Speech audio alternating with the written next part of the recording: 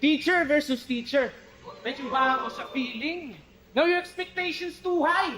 Abot sa ceiling. Kinakabahan ka ba't nanginginig? Hearts rapidly beating. You consider this a battle rap? It's just a faculty meeting. Ito pala si Ropian. Yung part-time mo daw sa college, tigasalo ka daw ng durian. Fresh grad pala si Gago. So wala ka pang trabaho. Cebuanos, you know the drill. Pang-apply sa Quezano.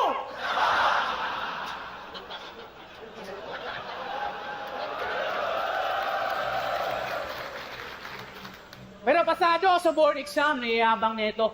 Flexing his bicep. Congrats! You have now the license to teach. Ako, already teaching now with license. 12 mother-father years. Ikaw, marami ka pang kakaining bigas. Sakto, Cebu is the new land of promise. Take note ka, ungas. Kay diri, ragyod na tuman, 20 kilos na bugas.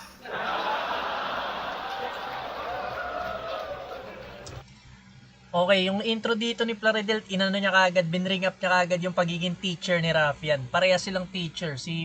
Ganun din kasi trabaho ni Plaridel, pero pinagmumukha niyang veterano siya sa karir na yan. Tapos si Rafian parang pausbong pa lang, no?